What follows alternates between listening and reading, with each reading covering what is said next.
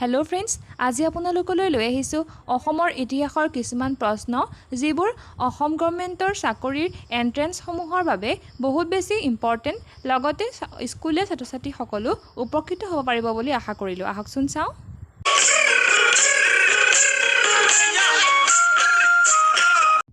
During the reign of which Ahom king did the Muammaria rebellion begin?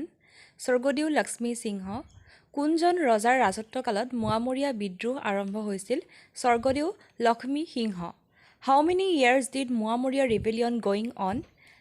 36 years, 1769 AD to 1805 AD. কিমান বছৰ ধৰি মুৱামৰীয়া বিদ্ৰোহ চলি আছিল?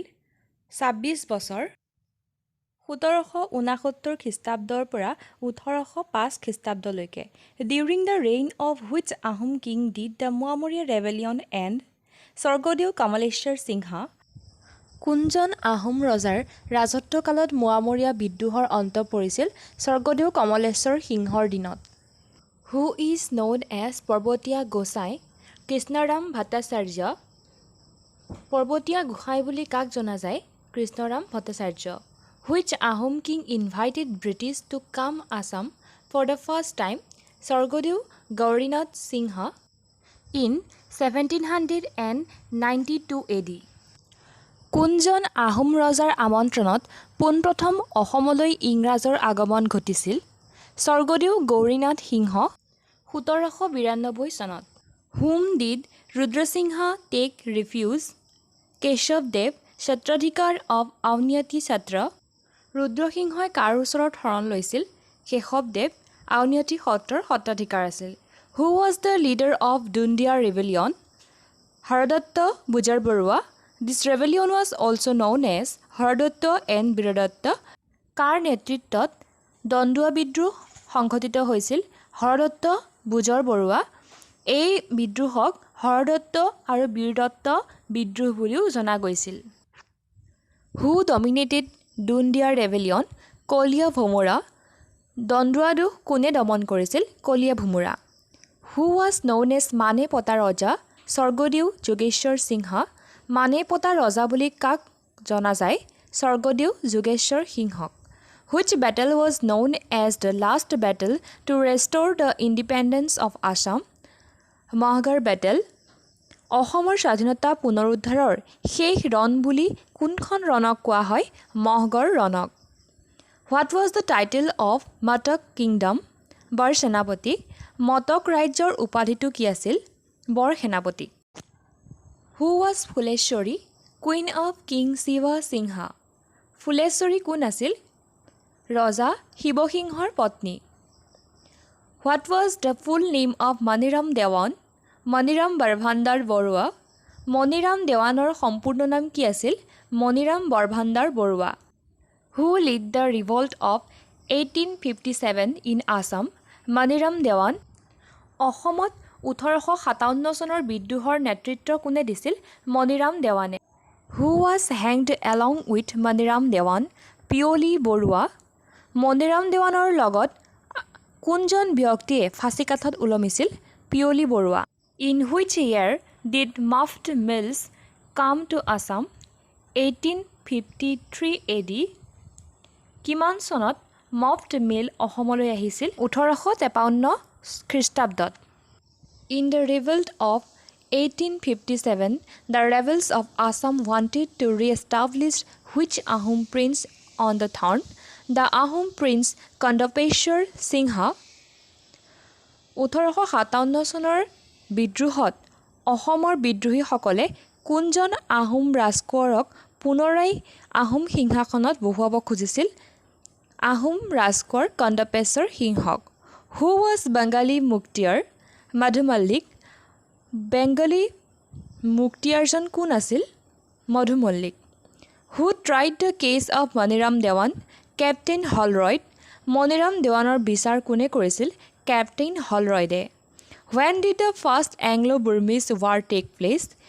1825 AD. পোনপ্ৰথম ইণ্ডো-বাৰ্মিজ যুদ্ধ কেতিয়া হৈছিল? 1825 খ্ৰীষ্টাব্দত। who initiated Gyan Pradayani Sabha, Anandaram Dhekial Phukan and Gonaviram Borua in 1857. Gyan Pradayani Sabha কোনে গঠন কৰিছিল? আনন্দৰাম ঢেকিয়াল ফুকন আৰু গুণাভিৰাম বৰুৱাই 1857 চনত। Who established Assamese Literary Society? Devisharan Borua and Ganga Govinda Phukan 1872 in Calcutta. Asamiya literary society কোনে গঠন কৰিছিল? দেৱীচৰণ বৰুৱা আৰু গংগা গোবিন্দ ফুকনে 1872 চনত কলকাতাত। What is the full form of ABUSS? অসমীয়া ভাষা উন্নতি স্বাধিনী সভা।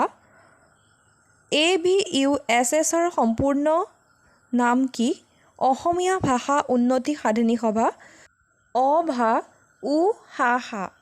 Who was the first editor of Jonaki? Chandra Kumar Agarwala.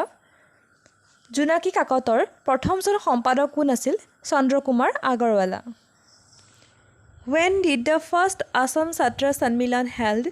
1916 December 25. Assam ছাত্ৰ সন্মিলন কেতিয়া গঠন কৰা হৈছিল? 1916 চনত 25 December. What was the mouthpiece of Assam Chhatra Sanmilan? মিলন। অসম ছাত্ৰ সন্মিলনৰ মুখপত্ৰখন কি আছিল?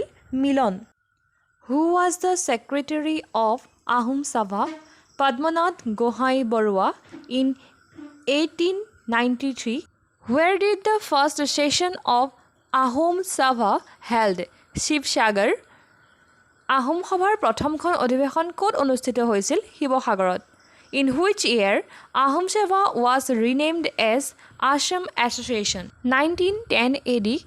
কোন চনত আহোম সভাক আহোম এছ'চিয়েশ্যন নামেৰে নামাকৰণ কৰা হৈছিল? 1910 চনত। Who was the founder of Jorhat Sarvajanik Sabha? Jagannath Borua in 1884 AD. Jorhat সাৰ্বজনিক সভাৰ প্ৰতিষ্ঠাতা কোন আছিল? জগন্নাথ বৰুৱা। 1884 চনত প্ৰতিষ্ঠা কৰা হৈছিল।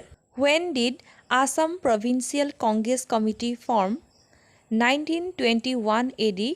কিমান চনত অসম প্ৰদেশ কংগ্ৰেছ কমিটি গঠন কৰা হৈছিল? 1921 চনত। Which period is known as Company Raj in Assam? 1826 AD to 1858 AD. কোনখিনি সময়ছোৱাক কোম্পানীৰ আমোল বুলি জনা যায়? 1826 খ্ৰীষ্টাব্দৰ পৰা 1858 খ্ৰীষ্টাব্দলৈকে। When was the Bengali language introduced in Assam? 1836 AD. অসমত বাংলা ভাষাৰ প্ৰচলন কেতিয়াৰ পৰা হৈছিল? 1837 খ্ৰীষ্টাব্দৰ পৰা। When was the Bengali language replaced by Assamese language? 1873 AD. Bangla ভাষাৰ ঠাইত অসমত অসমীয়া ভাষাৰ পুনৰ প্ৰচলন কেতিয়াৰ পৰা হৈছিল? 1873 খ্ৰীষ্টাব্দৰ পৰা। When was All Assam Riot Sabha established? 1933 AD. সদৌ অসম ৰায়ত সভা কেতিয়া গঠন কৰা হৈছিল? 1933 খ্ৰীষ্টাব্দত। Who was the first Prime Minister of Assam after independence? লোকপ্ৰিয় গোপীনাথ বৰদলৈ। স্বাধীনতাৰ পিছত অসমৰ প্ৰথমজন প্ৰধানমন্ত্ৰী কোন আছিল? লোকপ্ৰিয় Gopinath Bordoloi. When was Guwahati University established? 1948 26 January. কেতিয়া গুৱাহাটী বিশ্ববিদ্যালয় স্থাপন কৰা হৈছিল?